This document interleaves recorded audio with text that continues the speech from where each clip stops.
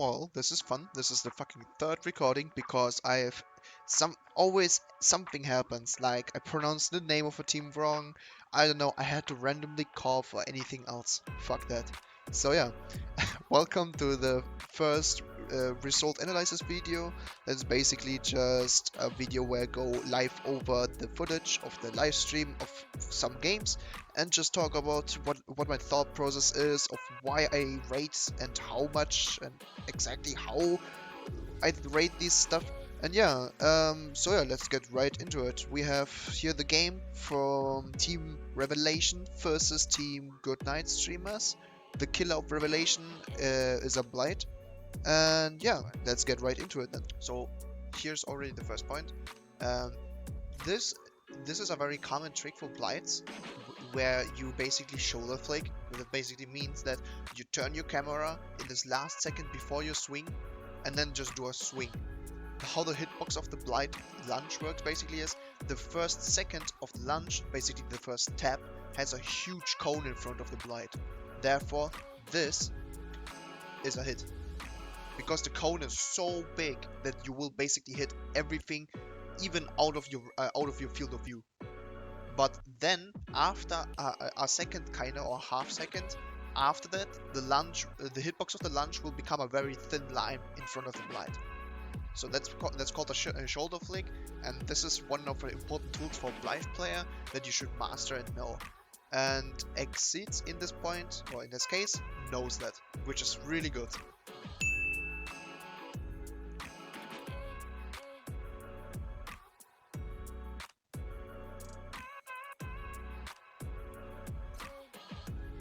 This was a bit of a waste. What the blight could have done is to stay here and just cancel the power, because he just wasted now the last rush for nothing, because it was pretty obvious you would never reach Survivor there. But why do you just keep going for the rush and waste more time? Keep in mind that keeping tokens with you basically reduces the cooldown timer for your next rush, basically, until those 5 tokens are recharged. So there's no reason to just waste those tokens and let the power recharge longer for no reason at all.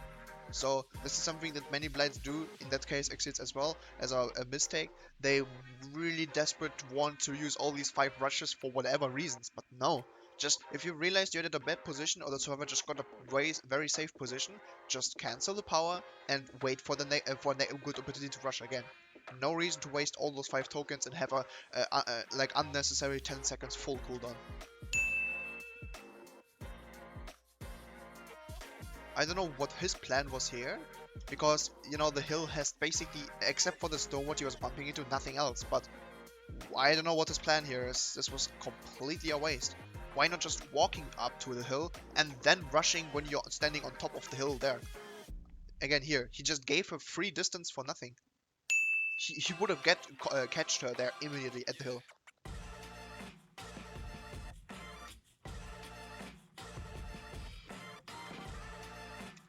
Again, the blight being a bit impatient here. There was no reason actually to rush here in this situation. He could easily make it with just walking towards to the Claudette. Again here, he gave the Claudette no free distance. And even as you see, the chase with the same Claudette went already so long, and now he gave up on her. These small things, this is a good move, what the blight just did this year. The thing I would say about here is, he himself did great. This was a nice move, but this was this would be the moment where the Kate should look back and check where the blight exactly slammed. You of course hear the slam of the blight. When you hear that, you should maybe check real quick where he is, so you know for where he's gonna come down next. And this hit could have been avoided like that by just looking behind. This is really good positioning of the blight, which I account into his zoning points. Standing here on the hook, trying to guard the person on the hook.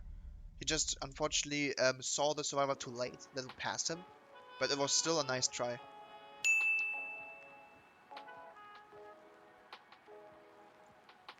Okay, here we see now the points. I'm gonna reveal them slowly. So I gave the blight Exits some average mind game points. because he was mainly focusing on rushing, there wasn't much mind game going on. But as Blight, you can definitely do some mind games, and I think these tools would have helped him better in some situations.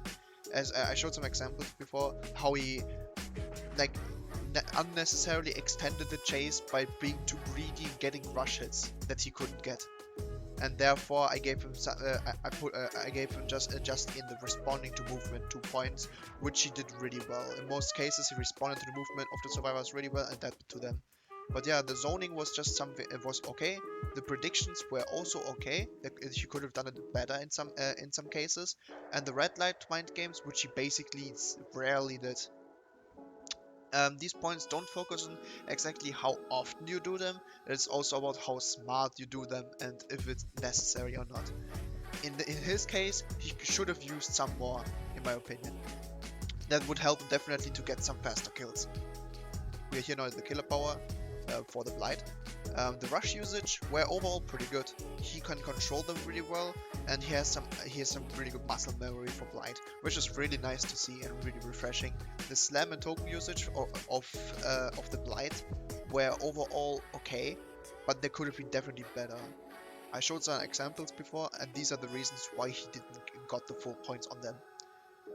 On Flick and Tags, he got here 0 points because he simply just not used any of these, which is really weird because these are the Tags and Flicks, they basically come by with the basic Blight gameplay, which you should at least know some of them.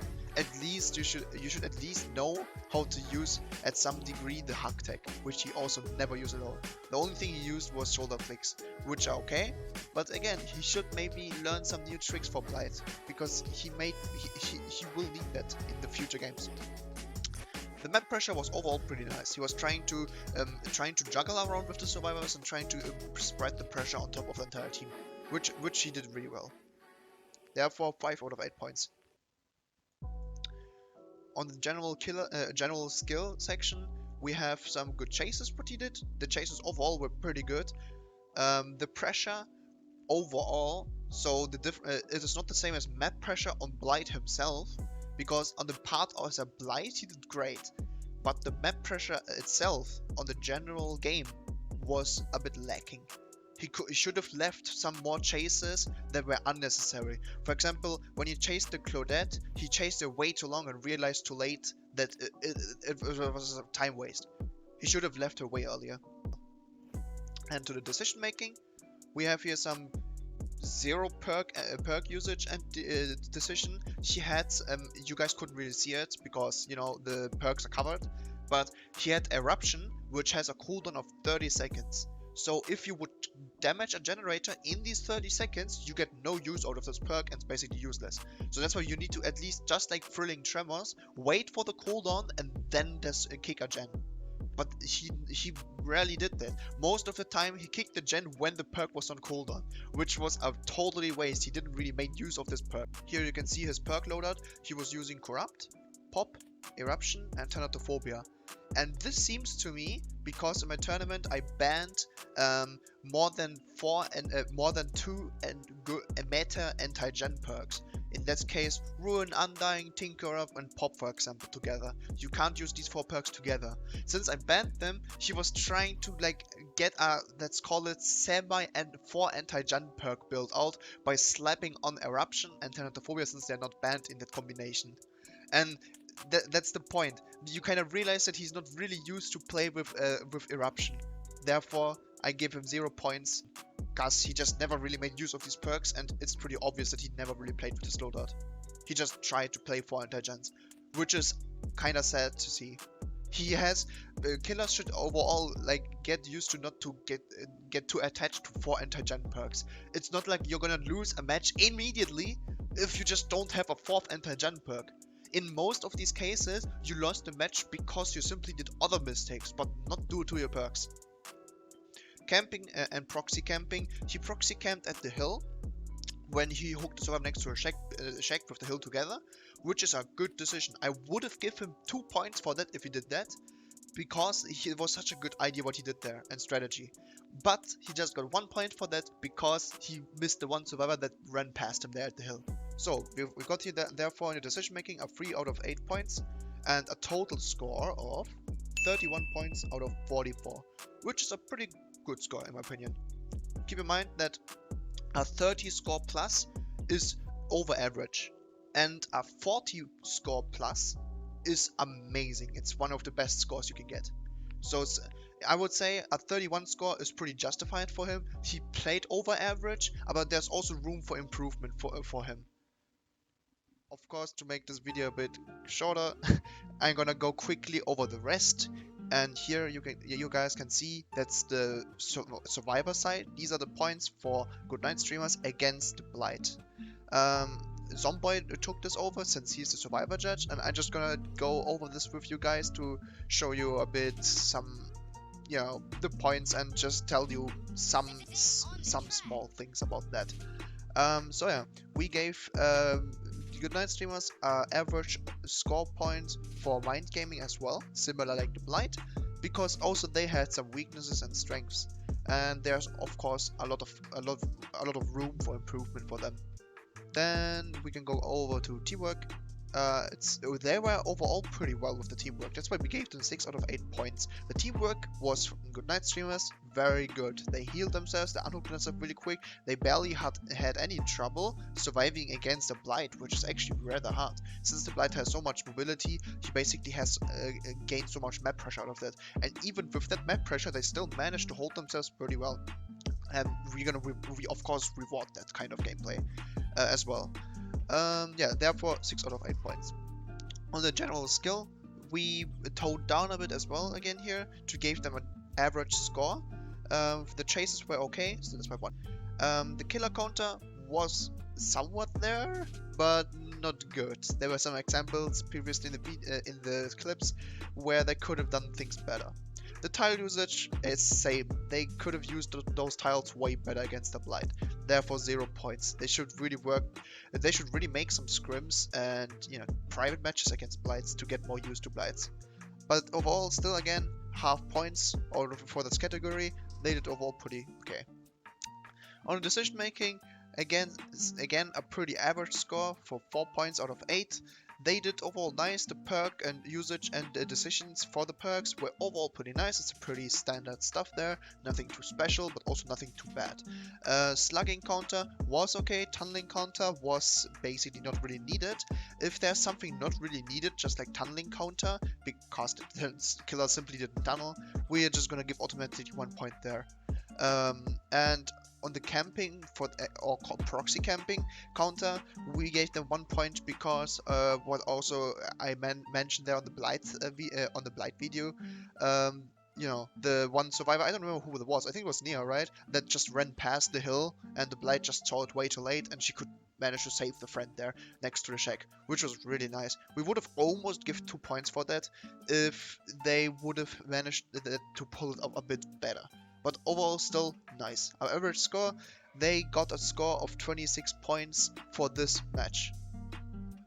Here we are at the survivor game of Team Revelations against Eddie from Goodnightstreamers. She was playing Huntress on Torment Creek.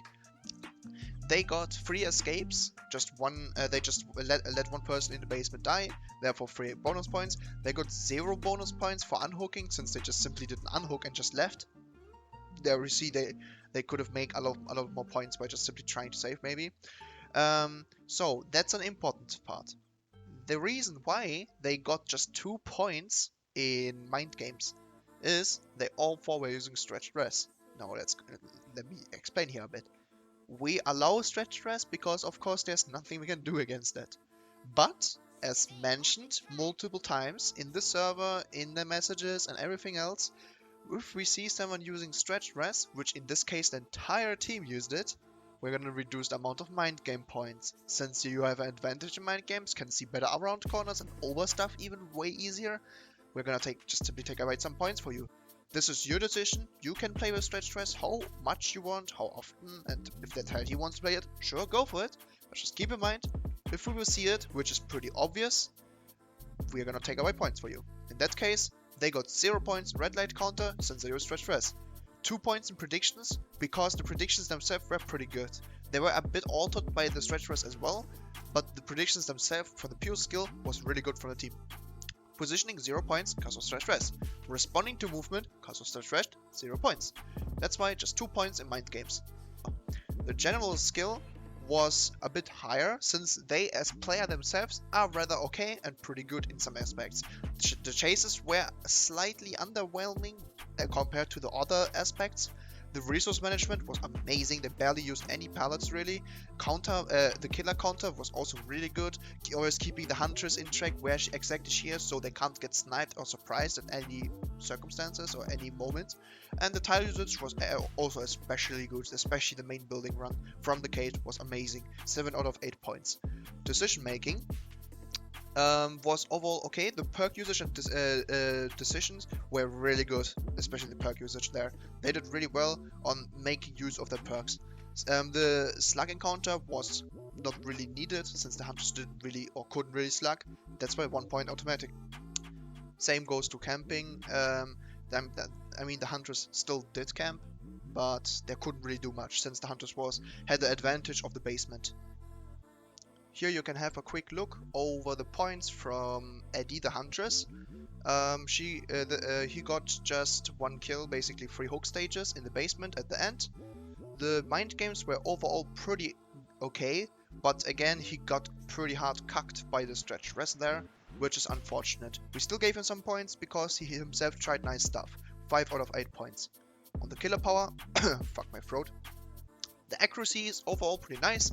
He did had some misses, cause he was a bit, I guess, too impatient. He should maybe work on that. But the accuracy itself is okay.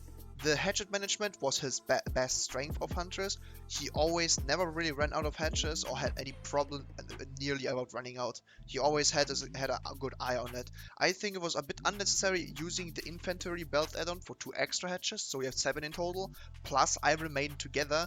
I believe you should use just either of them, because they both basically give you the same result of having more hatches overall in the game. The zoning was not really that great. He tried to zone a bit, but he could have zoned definitely better in some moments. The predictions were also again pretty okay, but there's more room for improvement for Eddie there. 5 out of 8 points. It's also again a pretty average score, which is overall nice. I mean, there's not that bad on him, you know. Overall, it was really respectful that he's playing Huntress in a tournament, especially on 2021 in such a high, let's call it modern DBD play.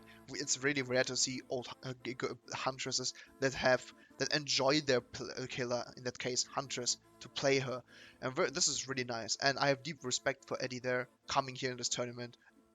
The general skill was overall also again a bit of an average. There were some inconsistencies, but also some good moments. But overall, it breaks down everything to be a bit of average. The decision making, he had here way more points, because the perk usage and decision was really well. I like the spice of the shadow plays there. What he did, he tried to snipe someone that triggered a crow. Really cool stuff. I like that. Slugging tunneling didn't really happen, because he just didn't simply had a chance to do that. And the camping was a good decision. I mean, there's not much to say. It was at the end of the game. There was nothing else. He had someone in the basement. What should he do? Should he go kick a gen? No. Like, of course, there's nothing much he can do there. It was overall good. He got a bonus point for Torment Creek itself. So we have a final score of 23 points. Okay, here we are at the final scoreboard. I'm gonna start with Team Revelation. And the boys got 31 points in their killer game through the Blight, which is pretty nice. And on the Survivor game, they got 20 points out of 44. And together, that's gonna make them 51 points for this round. In the other hand, Team Goodnightstreamers, they got 24 points in their killer game through Eddie with the Huntress, and also 26 points in their Survivor game against the Blight, and that's gonna make a insanely close 50 points out of 88. So Team Revelation's gonna win through 1 single point. And yeah, it's pretty upsetting to see it, I can imagine. I'm sorry about that. But we're gonna make it somehow interesting as well, right? But yeah, so that means Team Revelation's gonna advance to round 2.